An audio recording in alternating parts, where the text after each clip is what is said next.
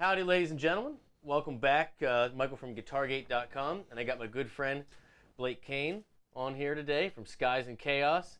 And we got the Mare, the J-Mod 100, the big dog up in here. And we just cranked it a little bit outside to see how kind of loud it was. And now we're going to bring it in. We've got a proper mic on here, and we're going to go through a bunch of sounds and see if we can't get something that we like, you know, indoors at a reasonable level. Right, when you're not just doing open air festivals, like that's all John does, you know. When you're a stadium player, you know, you don't have to worry about volume. Yeah. But now that we're in here, when you have a neighbor that I didn't even see behind the trees, and we're just enjoying the echo off the top of the trees. Dude, there's nothing like natural reverb off the natural landscape. That was nice. Dude, my dad used to have a place on the water on the Eastern Shore, and I used to have this Marshall JCM 2000, and I would just literally, I'd wake up in the morning. Every single knob and just hard stop and just listen to it hit the tree just and come back is the best. I used to do that in my parents' basement with a full stack. Yeah. It was a TSL 100, also part of the 2000. Yeah. And I would just crank up the entire thing with both cabinets while my parents were at work when I got home from school. Yeah. And I would have like airport headphones over top of the in-ear little foam things. Yeah. Just so I would survive. Yeah. Can't tell you how many things fell off the wall in that basement.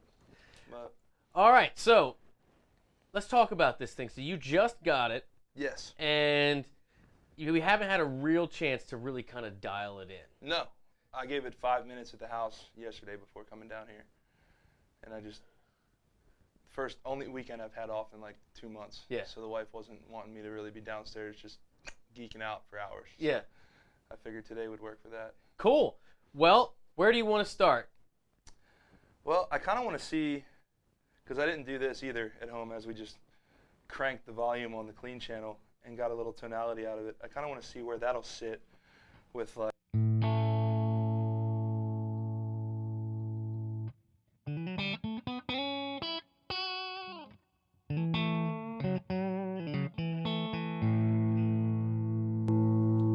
Now you just have a little verb in the effects loop right now, right? Yeah.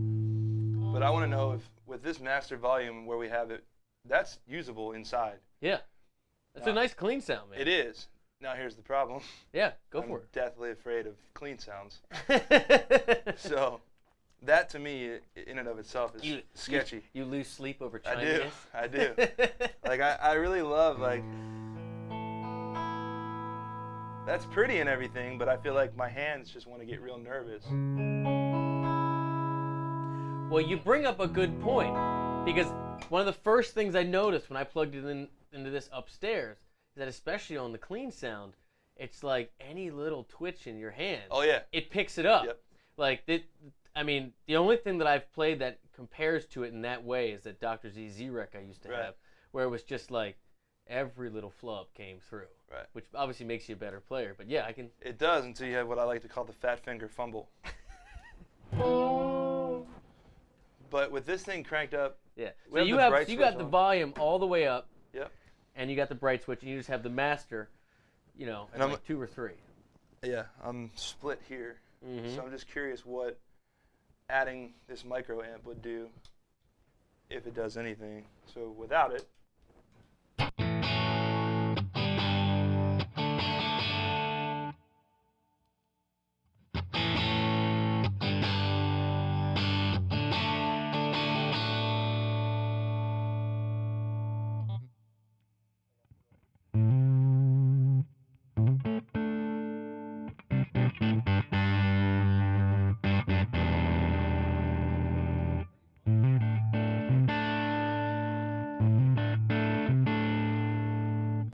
That's almost a perfect sound for that.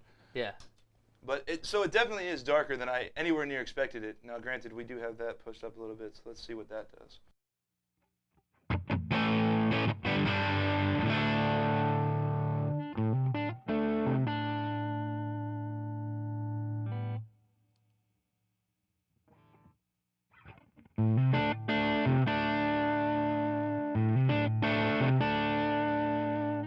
got that sustain, man. And It that, does. And the harmonics, you can just tell, like when you're holding that D, it just was really starting to bloom at the end. And it feels so. The biggest thing that we both had talked about was the percussiveness that we expected. Yeah. With this, and we sure as hell found it outside. Yeah. We did. But you had to jack it. You did. I don't feel like it's as percussive right here. No, and even still, like if you were to crank the master, let's try that. Bring this down and crank the master and see how much it loses it. Just take that halfway. Yeah. Bring this even up a little more, yeah.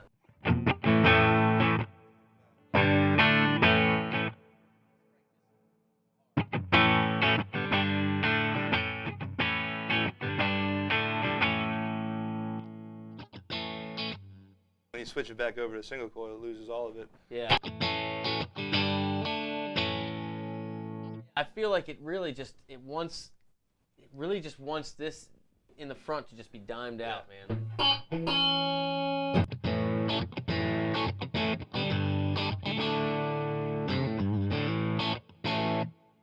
It's coming back. It's there a little bit. Yeah. When we pull this back up.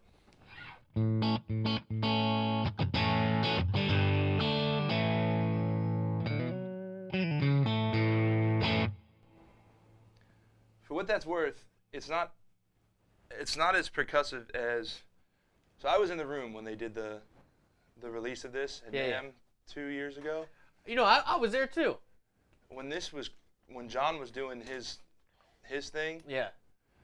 It could have been dimed. It could have been closer to where we had it outside. Yeah. But you could feel every single. Yeah. And trust me, my hands and my playing are not. Like everything he does is percussive. Yeah. But that's what led me to wanting this, was to be able to have maybe a small, tiny advantage. Now, what guitar did he demo that with? I know he jumped on the 594, but did he start with the Eagle? Yeah. Yeah, the Super Eagle. They did pull a 594 off the wall. Yeah. But he did definitely start with the Super Eagle. Yeah. I don't know if they brought one of his or if they had one for him. So just real quick, because I'm sure everybody's wondering. This thing, no one's ever seen one of these before. What is the story there, if you feel like sharing? Well, my wife had a grand idea. She's really good at that. I oftentimes don't think as well as I probably should. Or in my case, at all. Yeah, no, that's pretty much what I meant. So for the wedding in November, which the date is on the back of the headstock, I don't know how clear that'll come up, but that's what they put on the back. Instead of having like a piece of paper guest book, she said, why don't we like buy a guitar? So I reached out to Bev at PRS and I said, let me know what I can do if I can do. They were just about to release the left-handed SEs. Yeah. And I was like, can I buy an SE and have it sanded down and just painted a flat black color? Yeah. Or we were talking about white at one point too. Decided to go with black Dude, the black and gold, vicious. Yeah. So I was really I was kind of thrown back when she gave me that idea. I was like, oh, that's a great idea. And I had heard that one other person had done it. And if he sees this, he'll probably make fun of me because I apparently do a lot of things that he does. But so Bev offered to make me one of the SEs. And I showed up to pick it up, and she had surprised me with a full-on private stock custom 24. Dude. That I knew I was going to fall in love with, but I was like, well, damn, I kind of wanted it to be a cheap guitar, so I didn't feel like I'd have to play it out. Right. Well, I've played this thing out 3 times already since we got it back. And how many people come up to you and you're like, dude, what is that? Well, I got an AC/DC autographed guitar as a wedding gift from a friend, and it was given to me on a platform where there was a ton of people there at a charity fundraiser thing. It was given to both my wife and I. And we played a similar, not charity, but a similar event for Cinco de Mayo. And there were a few people at this event that were at the charity thing in November. Right. And this one lady came up to me afterwards and was like, you don't play that AC/DC guitar, do you? Why are you playing a guitar with signatures on it? What if they smudge off? And I was like, oh, come here, check it out. And I brought it down and showed her. So I brought it back from Florida, and the people at PRS clear-coated over top of all the signatures. Glorious. So it's there to stay. Yeah, and I mean, I can play it anywhere. Some people are going to look at it and be like, what is that? Like, that's just kind of hard from a distance. It kind of looks like a kind of jumbled kind of mess. But up close, it's really cool, and it's amazing to me. And on the back of the headstock, they all signed it. Paul Smith, Paul Miles, and Beverly. That's fantastic, dude. And they put the date of the wedding on there and everything. So this is our entire guest book. That is so cool. It's a usable guest book. I love that. But the difference to me that I really loved about it was, at least in the studio or for things like this, when I did use it at that event, because I'm so used to playing that, I was grabbing for knobs. Also an amazing guitar. I mean, look at that thing. Yeah, that thing's great. But I was grabbing for knobs in the wrong place. Yeah. And I used that so when much you're used to it. that I was like rolling off the tone knob instead of the damn volume. But I found in the studio that I don't have, that doesn't split. I didn't want that to split. Yeah. So with these, you can obviously split in the 4 and the 2 position. And you get the real tremolo. So it's a very different guitar. Yeah. So having that was just really cool for being able to do different things like.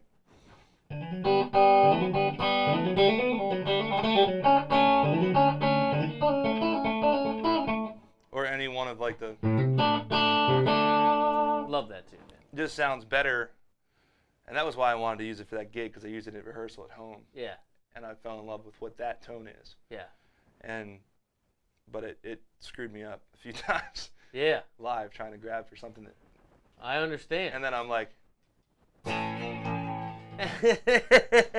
Yeah, if you're not used to the tremolo too, you can push it out of tune real easy like that. And the other 3 that I have that have tremolos on them are blocked. So, but I'll do that this week. Yep. I just can't use it. Like I said, the fat finger fumble also works with my palm of my left hand too. Try it with that. Okay. Yeah, I feel like even though it's so simple, this is an amp you really got to fiddle with. You know. Now, is it the right amp for a condo? Maybe not. Are there any right condo amps? No. From the stories I've been told, I don't believe there are. I mean, shoot, I basically live next to farmland, and we got yelled at today. Yeah. Cut it out! Sorry, ma'am, if you watch this ever.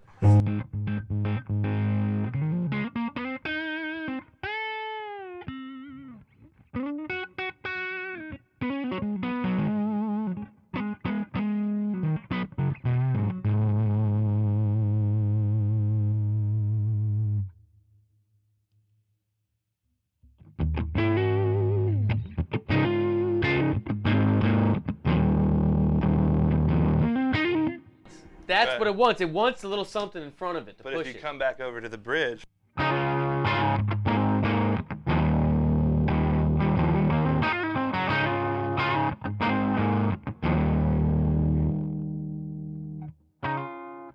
That just lost when I rolled down a little bit. That just lost everything, but. Pull that back a smidge, pull that back up.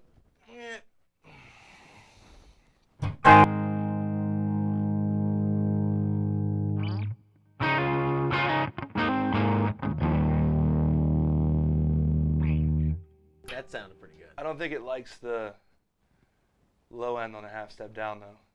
You think that's what it is? Yeah, like it's like the difference in that. Well, there's a whole lot of difference in that and this, but like, does this want to? I feel like we're at the point now where we should just switch it over to the gain station. See what. Go for it. So if that's the case. You want to switch? Yeah, and we'll pull this master back down just to see where it ends up. But.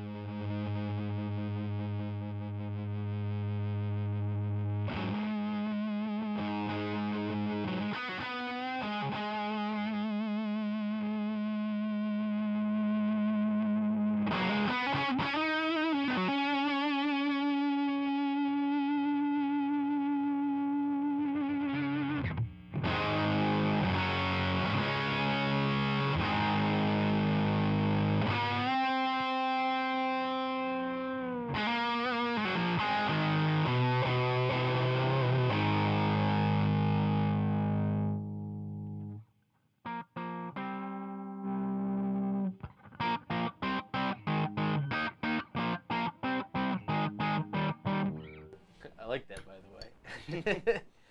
I'm just kind of curious to figure out how to, okay, so let's turn that back down a little bit.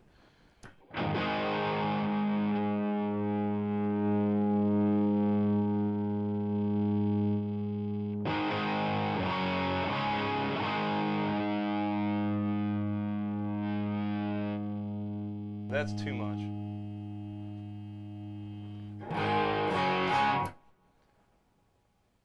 I feel like it's lost all that percussiveness altogether. It needs to breathe, man. So how do I fix that? Be loud. Nah.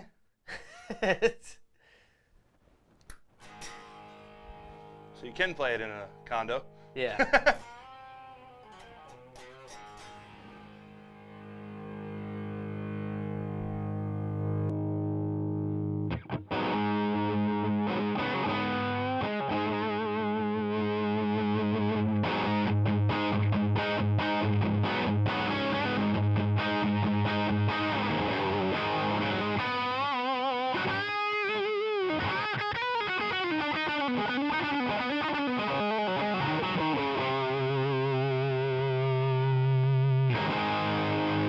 That is a lot heavier than I expected for this amp. So, what would, like, I'm just trying to figure You're conflicted. I know, I don't want that much gain out of this.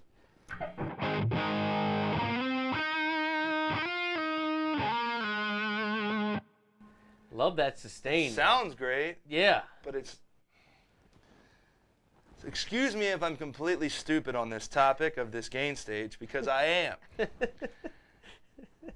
trying to figure out how to make it work.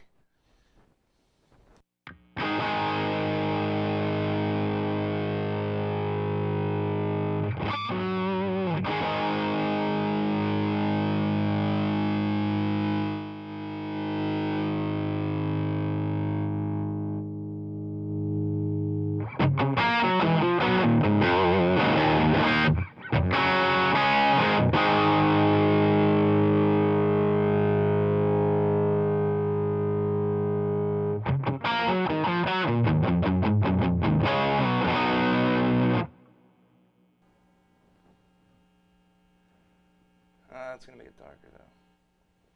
I don't know what I'm doing.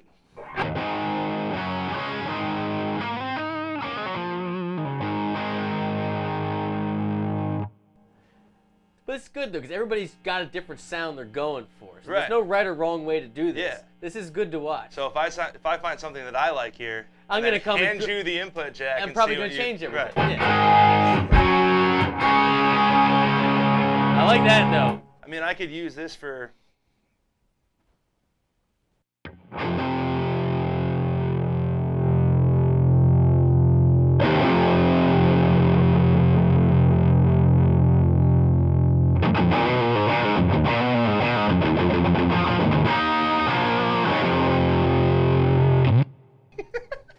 I mean, I just never expected this to do that, you know? I actually thought that sounded good, though. I need to take a picture. Well, we'll screenshot it. Yeah. Just that right there You're feeling that. is usable for any Skies and Chaos gig.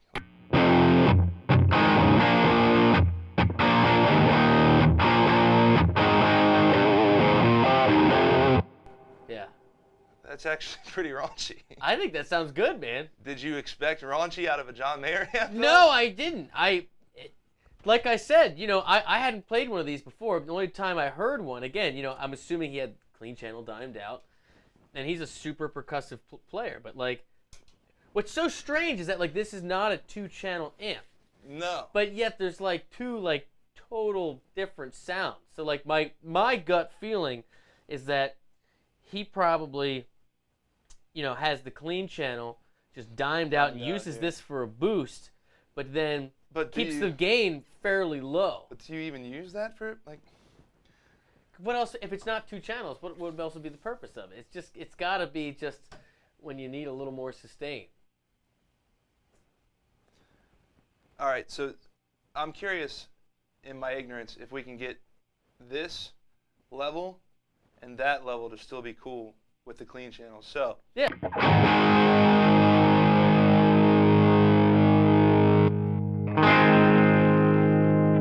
master really works as that's straight up. That's what it's for, yeah. But if you're using this, you can easily overpower where you would switch that over. Exactly. You know what I mean? And so, but the preamp EQ is the same for both. Right, but if you needed, and then in that case, if you needed a boost, leave that right there. Yeah.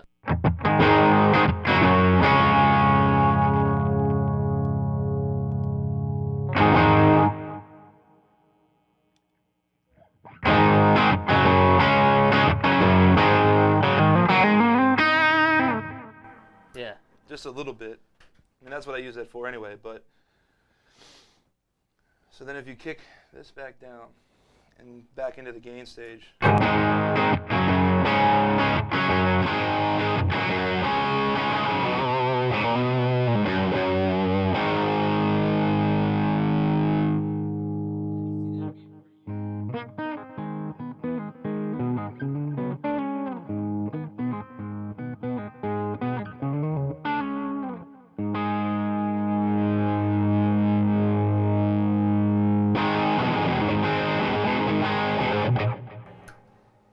Too much of you.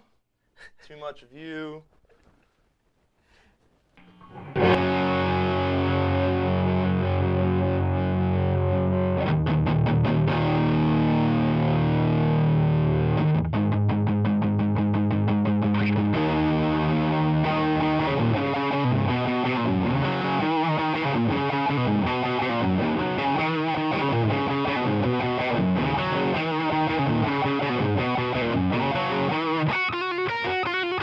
All right. Let me see if I can figure out how I would set it for what I do.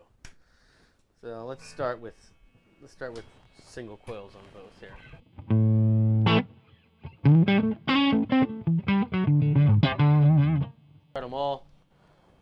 Start it all dead in the center here. Let's just see where we are. This master for everything, presence for everything.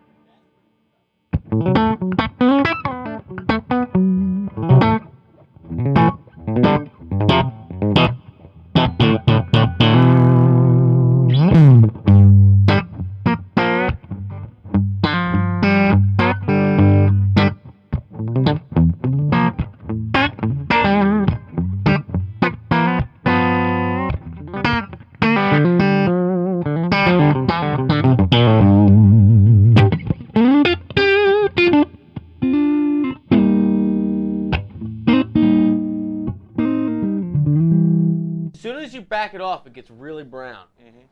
All right, so if I wanted it somewhere around there, still so loud. It's just.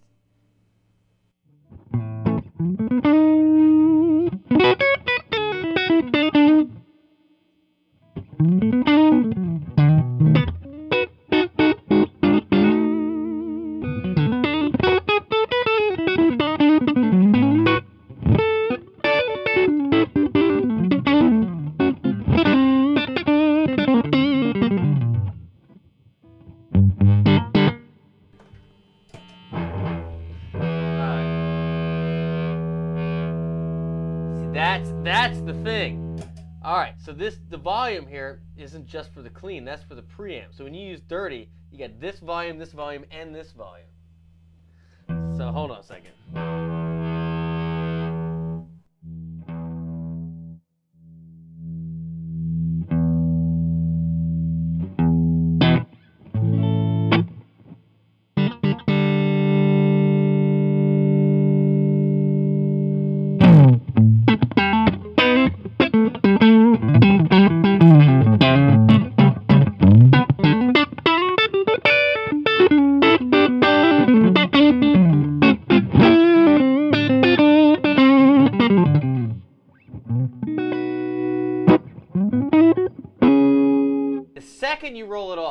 The second you roll it off, it gets dark. That is not that's not what I want.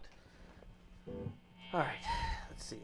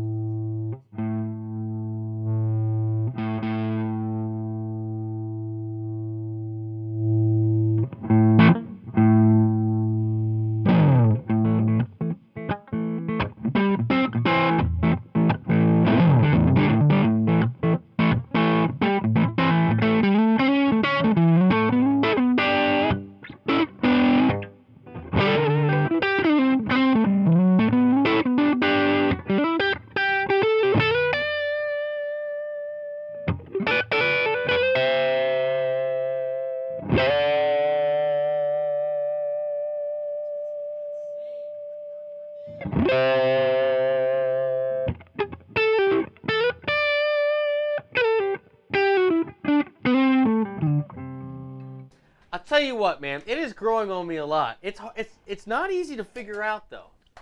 So if it wasn't for you, I would have had this thing still cranked up and wondering why we were playing Iron Maiden. Well, I think that's just like when you're conditioned to just if this is your clean and this is your dirty, you just forget. So that's the thing. So when you're on clean, these don't do anything, right? And it's just a volume, right, for your preamp, and this is a master for your power amp. But when you're on the gain stage, the preamp is for both. So this still is controlling, the power of your preamp tubes, but then you also have this. So I must add an extra set of preamps. It must, because this is still your power amp. So if you want to get that big percussive thing, you kind of want it all to come from your power, and then this, you got to find a sweet spot in here, which is somewhat reasonable.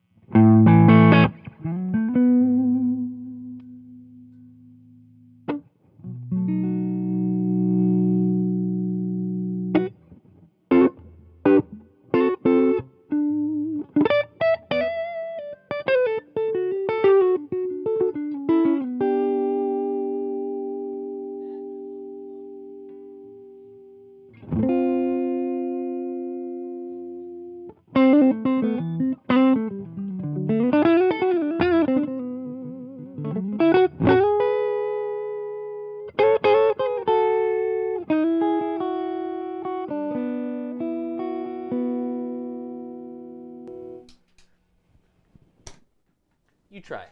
Try messing around with that. You'll see what I mean. It's squirrely when you have 3 volumes and a gain to mess with on one stage.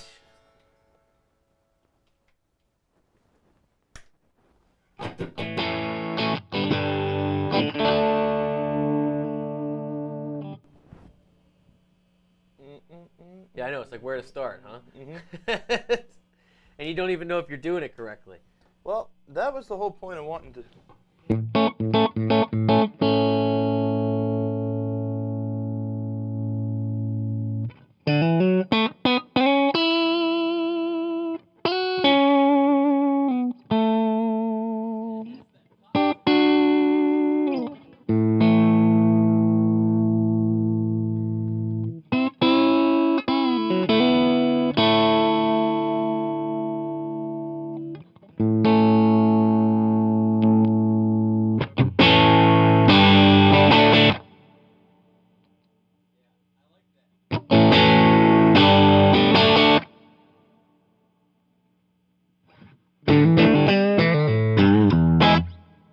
So what I think is weird about this is that since you have a foot switch and you're thinking you're actually gonna go back and forth between the clean sound and the dirty sound, but the fact that this volume controls the preamp for this stage too, and it's not separate, it means you pretty much have to find the clean that you want to live with, and then build the dirty on top. You really can't go the other way unless you're just going to use it.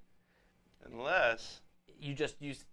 Right, you have either a pedal board platform, which kind of... Or 2 of these. Or 2 of those. I'm sure John has 2 of them. I'm sure, yeah. So if you had 2 of them, then you could crank that clean tone that we had outside that we loved, and then you could come back and you could find something like this that you could build on top of with a Klon or a, I'm sure, I think he has a couple of real ones. See, and that's really... I'll tell you what, when it's jacked up, I love the percussiveness of it. It's obviously incredibly sustaining, and it's incredibly sensitive to your input. But as far as using it for a gig, like if you have 1 amp that you're going to lug out and you're going to bring this out for the gig, I feel like the clean channel, for the way I would use it, I would want this volume way up. But when you get to the gain stage, you got to bring this back down. Right. Otherwise, it just gets too dark and too overly distorted. And so, like you said, unless you're going to have 2 of them, right, or you just have the most beautiful clean sound of all time, and just build all your stuff on top of that with pedals, and that's what you would do. But I bet you John does have 2. Oh, there's multiples. But if you come back, I don't want to get it back to that.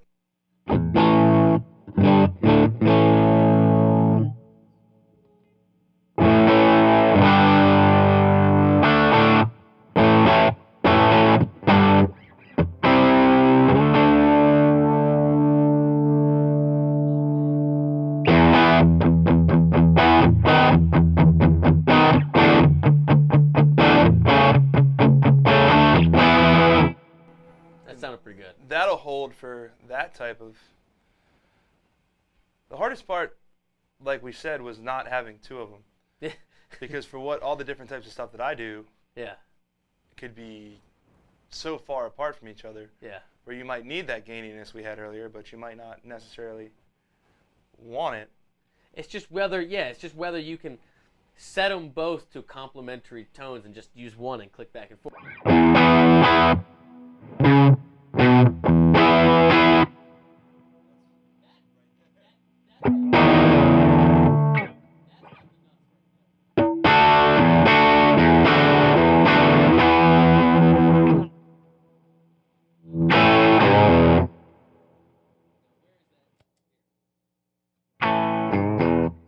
So you'd have to bring the master up a little bit, or jack this. You'd have to jack that back up. And then bring the master down. See, that's the problem.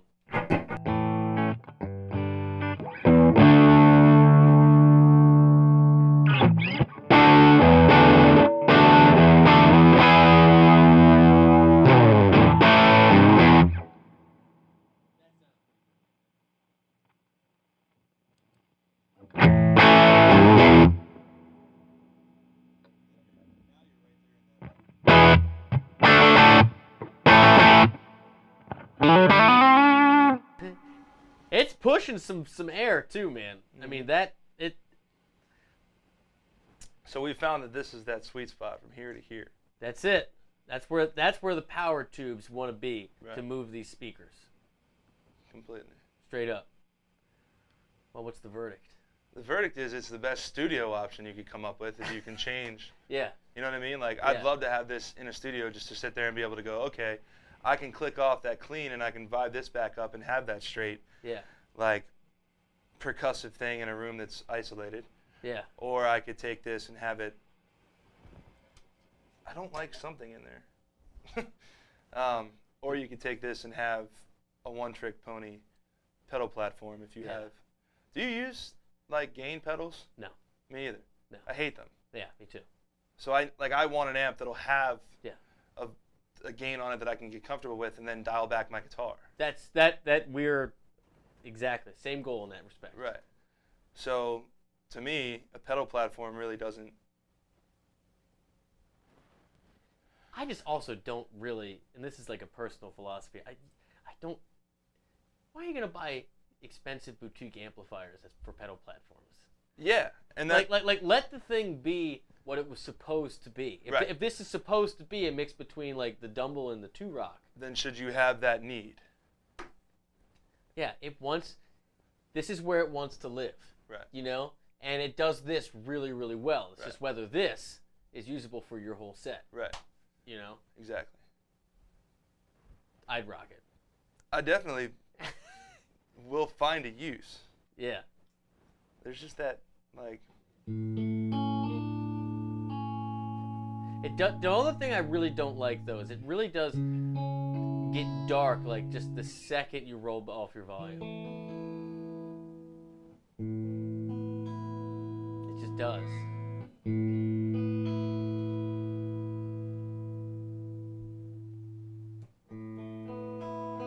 That one wasn't so bad.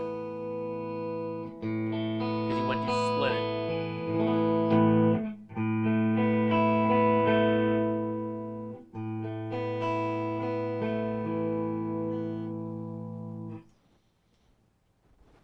Well, Let me try one more time before we call it a day. I feel we've come through a lot of different sounds here. Yeah. It has a lot of different sounds, that's for sure.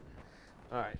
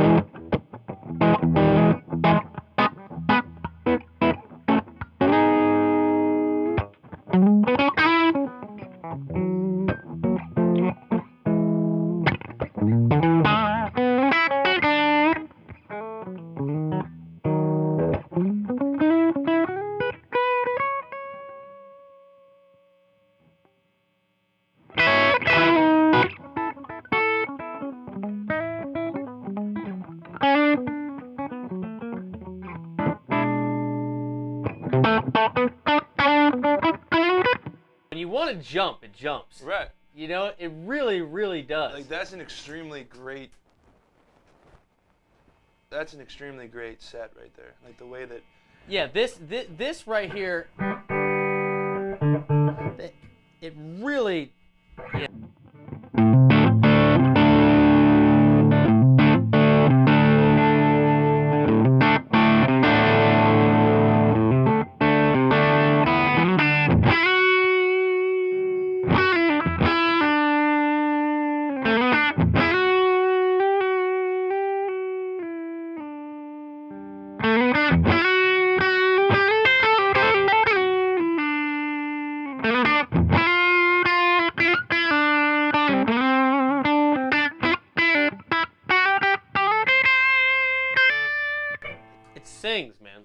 it really does just sing. I know that's really loud.